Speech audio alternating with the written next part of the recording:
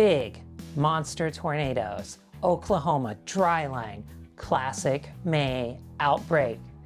Yes, that's right, folks. We're going to May 19th, 2013 for an old school classic chase case. Are you ready? Let's get started. Needless to say, this was a day that was overshadowed by the next day in the calendar. That was Seymour EF5. And understandably so, much more human impact, etc., etc. But this day was highly impactful as well, with multiple strong and violent tornadoes across central Oklahoma. Honestly, chasing this day, I couldn't have planned it any better. We couldn't have executed it any better. This was a classic chase day for us. We did everything right. And I'm excited to show you exactly what we did.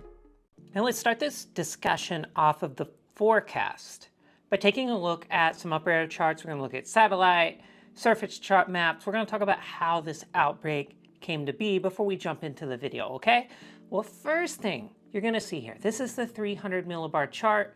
You can see this 300 millibar, this upper level jet stream. The jet streak is nosing into Oklahoma. This is in the morning, and this is obviously going to then spread north and east from here. Lots of divergence to the north in Kansas. Reason why that area was also highlighted for severe weather and tornadoes. And then you move down to 500 millibars, same story.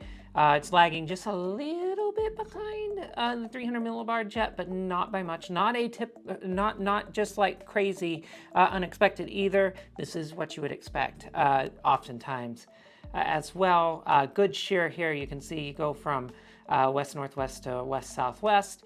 And then as we move down, you see, once again, 700 millibar. There's the low center is up in South Dakota with trailing winds there. And then you go down to 850. And 850, obviously, low-level jet range. Looking here in the morning, look at that. Look at those strong low-level winds. These helped actually fuel a EF4 tornado the night before. So, and there's no indication that these are going to be any weaker. So when you look at all these, you can tell there's some really, really strong wind shear. First satellite image I want to show you, you can see lots of clouds up here in Kansas. It's because of the divergence, lots of upper lift up here. You can also see here in western Oklahoma, this is the area I want you to focus in on because there are clouds out here in western Oklahoma, some agitated cumulus. This is mid-late morning. This is not quite noon yet. You've already got some clouds out there. What's going on? Well, if you look on the surface chart for just a little later, about 30 minutes later, you can see there's actually a dry line taking shape out there. Not quite there, but that tells you there is some convergence. This is a little pro tip on forecasting, because as you go forward, let's go forward a little bit further, you can see that convergence, that agitation. We're at 1725. We're still in the pre-noon environment. You're already seeing agitated cumulus along that dry line in west central Oklahoma and also north central Oklahoma. And especially, you can see a little bit of curvature here. Definitely an interesting morning already. Everything's pointing to severe weather. And if you take a look at that surface chart, you can see there's very clearly two targets taking shape now. There's one up here in Kansas. Already got backed winds up here. Already favorable for tornadoes, even at this hour, which is just absolutely ridiculous because it is only in the noon hour now. But you take a look here down in Oklahoma, you have 70-degree dew points down here, upper 60s up in Kansas. Difference between 69 and 72 isn't that great, but it's meaningful enough. But it's pretty clear. There's going to be a lot of forcing. That, if you recall back to that 300 millibar jet, lots of divergence up here in Kansas. Oklahoma not in as favorable of an area for the upper winds, but there's still going to be some lift arriving. And you take a look. Now we're at 1855, so we're getting into the afternoon now, and you can see very clearly that dry line is starting to really sharpen up here across west central Oklahoma. This is just west and south of Oklahoma City, and you look off to the east here too. Another big thing I really want to point out is take a look at this cumulus to the east of the dry line. Whenever you see this, you can tell a couple of things. First off, this is the dry line mixing out right here. All this clear air, this is that mixing of air, dry air with the moist air along the dry line. This is a zone, and you will get storms form along this oftentimes. There's a reason why the dry line oftentimes is pretty wide in terms of cumulus development like this, and it's because it's a zone. It's not a straight up and down line. It's a zone where these two air masses are mixing, there's lifting, all that stuff going on. But further east here with this cumulus, that's where the air isn't mixing out. It's showing deep moisture that's ready for tornadoes, okay? So moving forward here, let's take a look. We have a special sounding from the National Weather Service in Norman. We'll talk about a little bit more about this environment from a sounding perspective at the end of this video. But right now you can see Big Cap here still at 18Z. So we're not quite ready for storms. What we're waiting on is that upper air lift, because this cap was the reason why so many people were reluctant to come to Oklahoma, because the morning sounding, 18Z sounding, if you were kind of waffling in northern Oklahoma, I could see why you went north, because storms are really starting to form. And you have a big cap in Oklahoma. Feels a little less certain, but we stuck to our guns here because you did have upper lift coming, and a wave is typically how you get storms along the dry line. There usually is a cap. And taking a look at the surface chart here, just a little bit after noon, you can see you have upper 60s really across the entire dry line, 70s further east. You can see how that moisture gets a little better further east. And then taking a look at satellite now, we're just before 3 o'clock. We have storms forming up and down the dry line. Big storm already up here in Kansas, several more forming up to further to the north. You even have storms forming behind the technical dry line back here in western or northwestern Oklahoma. But this area right here, this is the area we're watching. You can see already some anvils going up, especially this one right here. It's looking pretty promising for storms. Taking a look one more time at the surface chart, you can see that area in northwest Oklahoma is actually along a cold front that's kind of coming south. And you can see winds have backed a little bit here in South Kansas, and they're starting to back as AKA coming more out of the southeast in central Oklahoma. And back here to the west, you can also see how the winds have veered, which is going more out of the west. So that convergence along the dry line is getting really strong, that mixing. So that cap's eroding just from the mixing alone.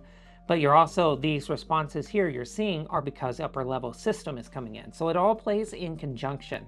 The upper levels cause the mass response in the lower levels. So you're seeing winds back more in the low levels. And because of that, you're seeing storms just take shape along this dry line, also taking shape in Kansas. Actually, a tornado up here in Kansas about this time, and then you also just have storms all the way back here in northwest Oklahoma. But of course, we are here in central Oklahoma watching the supercell take shape. As we rode up on this storm, it was very clear it was tornado time. And as we got closer, and we kept getting closer, we kept seeing glimpses of something that looked like a tornado. And it was clear, hey, this is actually a tornado. And as we got close, we pulled up right across some pops in Arcadia, set up the tripods, and we watched this classic cone tornado over Edmond, Oklahoma.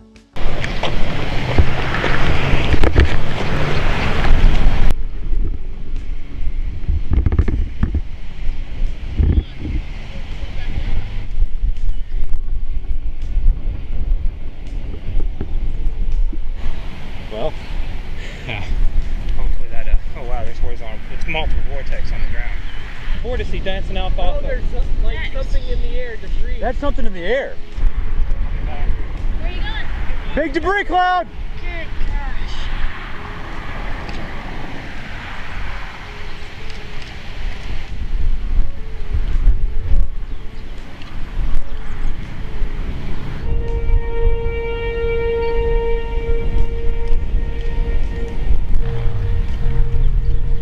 What came next? Well, I'm just gonna be honest with you. This was probably the strongest tornado visually I've ever seen. Thankfully, it was over open land, bunch of trees, only very few structures, which was a good thing. Still, this tornado did a lot of damage near the town of Carney, and its start was just absolutely out of this world. Yeah, there's a tornado on there.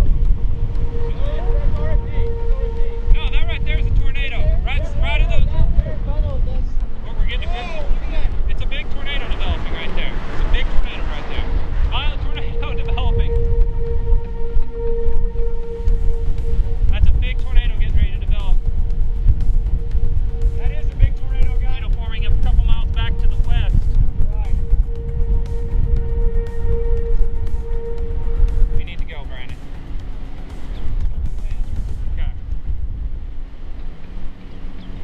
gonna be another tornado back to the west, man.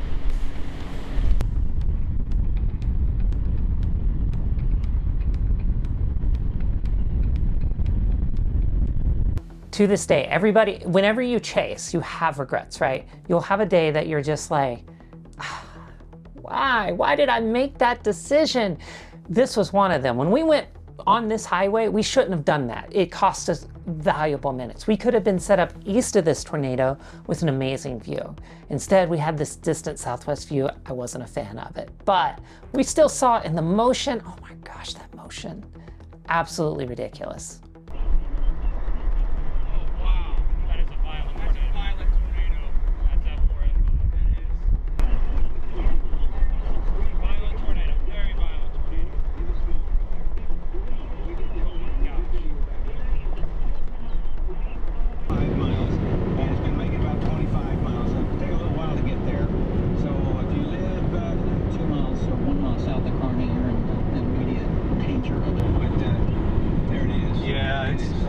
This tornado is absolutely massive. I'm talking mile-wide tornado right now. We're about to get up here close to it. North of Austin, the circulation is crossing this road right in front of you, 2 miles north of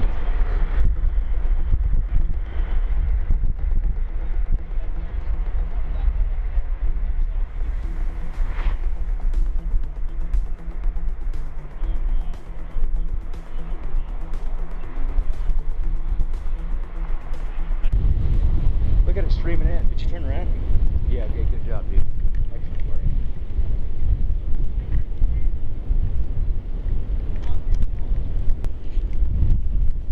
Listen to the roar.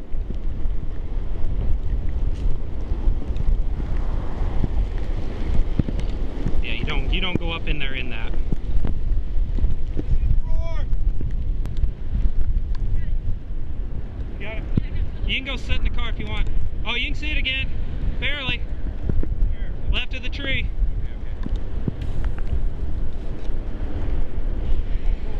Runs. Look at the range. Guys, do not go up that road.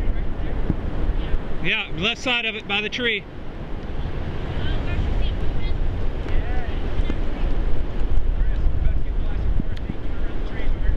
I know. Be ready to run to the car. Go, there it is.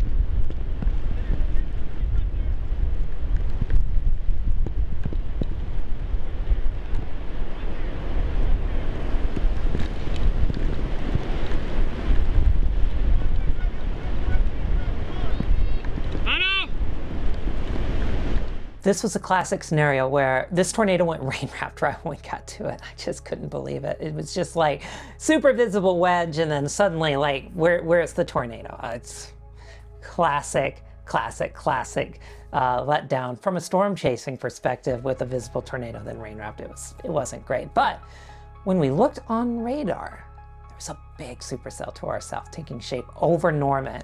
It was only like 30 minutes south of us. It was time, like we knew it, we gotta get south. And that's when something really big happened.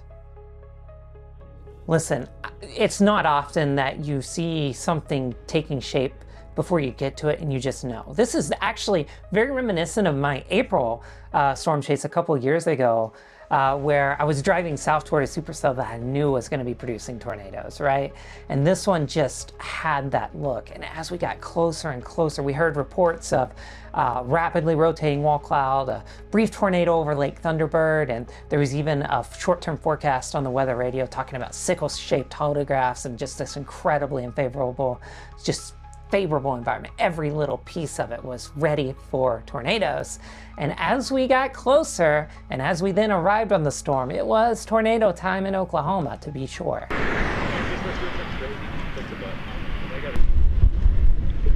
Big tornado on the ground. It's getting real, dude. Holy cow. Well, did it hit anything? Yeah, destroyed Carney. It what?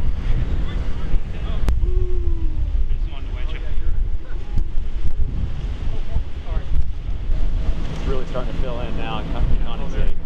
Yeah. Look at the upward motion on the right side.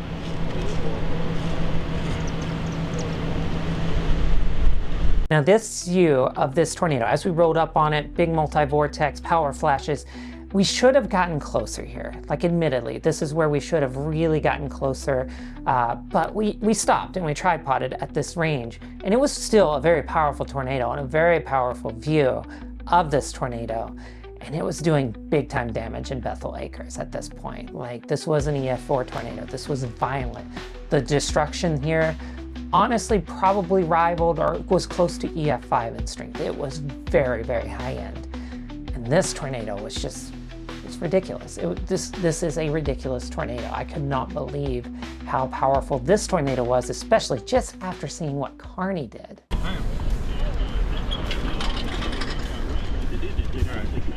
I'm gonna run over there. Oh my goodness. You can see it stuck in the water out there. I actually rolled around.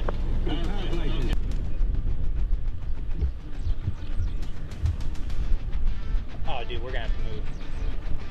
Turn it around. We're gonna go east here. Okay.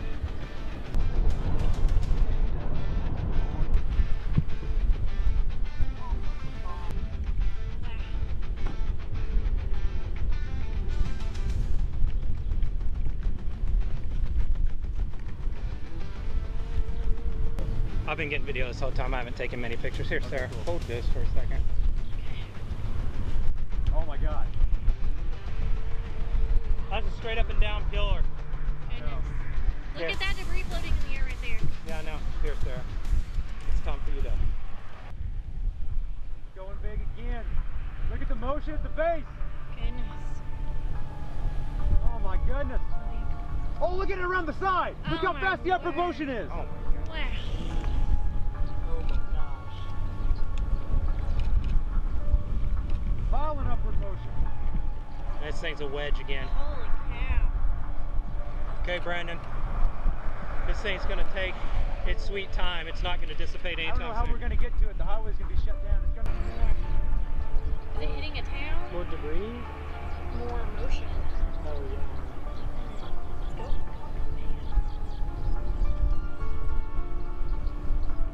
You hear it again.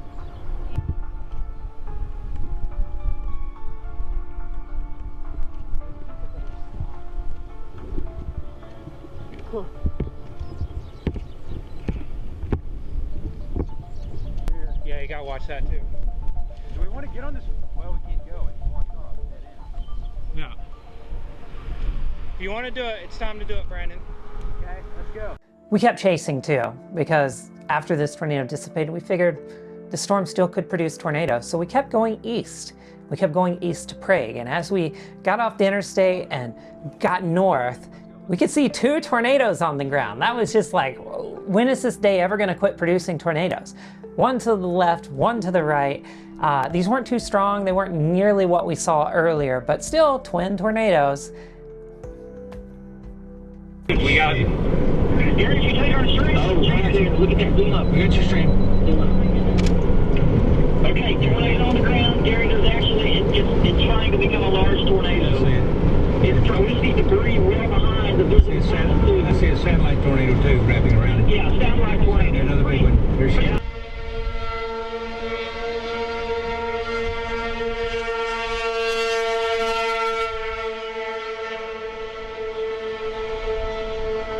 Let's review this event from a data perspective. I want to look at the radar, then look at a sounding. Okay, let's do this. First thing, this is the first radar image I want to show you. There's those storms up in northwest Oklahoma. You can see some more storms forming in northern Oklahoma there on the dry line. This thin line you see right here, that's the dry line. That is the area of maximum convergence. You can see it's just west of Oklahoma City. And you have storms forming here just to the west of El Reno.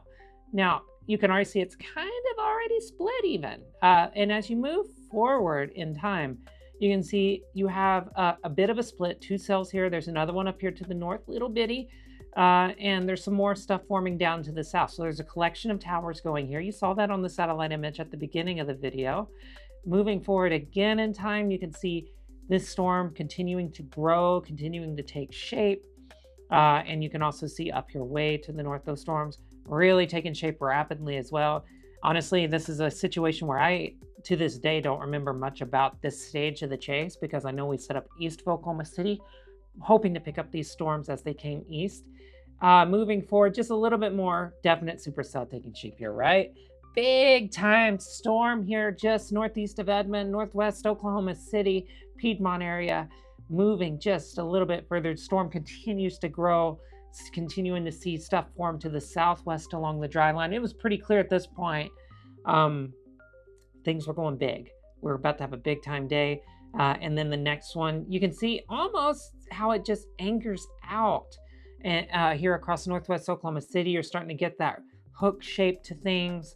Really, this was the point we knew we were about to see a tornado. Like we were planning on rolling up to a tornado at this point. And something interesting I want to point out, you have this big hook over northern Oklahoma City, big cell right now. And then move one more frame forward. You can see how then bam, you have, this is where it was producing a tornado. And what you would have saw is that this storm actually ingested a couple little cells in between scans there, and those mergers help make the RFD strong enough to produce a tornado. And then you continue on. This storm just looks incredible. I want to point you to the southwest though, storm taking shape near Norman right now. And continuing forward, this is where the Carney tornado is down. There's a storm in between us and the Norman cell. Not too worried about that one. What it's going to do is it's going to effectively kill this one though, that we're on. And as we watch the Carney cell basically go right in front of us, there it is getting completely rain wrapped. We realize, hey, this cell in the middle is not our storm, it's the one to the south. So we decided we needed to get south. This was the moment we decided this is when we need to get south. Our storm had shrunk significantly. It had gone fully HP. We knew it was time. And also look up to the northwest, you can see that cold front coming down. There are storms all along it. And then moving forward in time, let's just skip ahead a couple.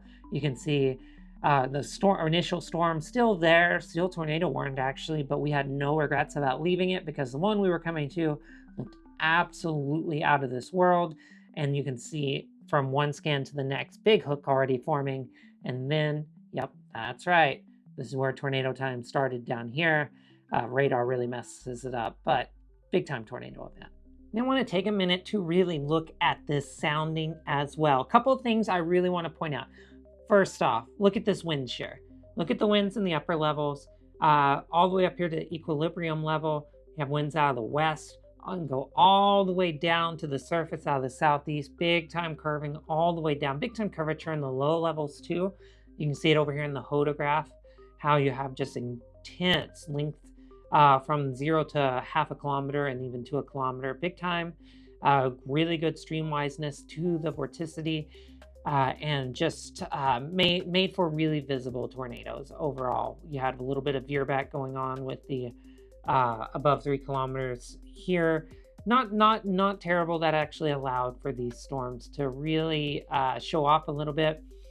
And you can also see here, down here, Cape was 3,700, which is just insane. 3,700 Cape, which is strong.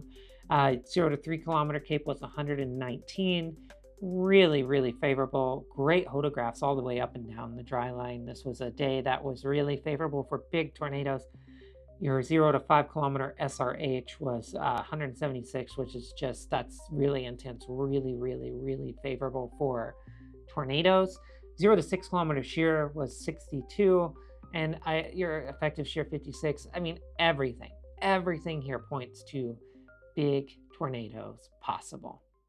This was a forgotten tornado outbreak in Oklahoma. A lot of people don't remember this day because of more, but the damage this thing caused was high end. And honestly, the environment was probably even more favorable than the day after. It was interesting because a lot of people certainly didn't go down here. They were up north because the dry line wasn't sure. It was a boom or bust day. But when it was certain that cap was going to break, we knew the environment was there and it was tornado time. From a storm chasing perspective, couldn't have done this any better. Always. When people are hurt, when they're killed, when houses are destroyed, it's terrible, right? But that's why we do what we do. That's why storm chasers are out there. We're out there to help document these things for science, but also we're out there to capture these things to experience, but also to give warning So all those things, all those reasons are reasons to storm chase. And hey, I hope you remember weather is for everybody. That does indeed include you. I hope that you enjoyed this video. If you are interested in the science of weather, you should check out that video too that's just popped up on the screen, because there's a lot to learn. And hey, I hope you have a great day, and we'll see you next time.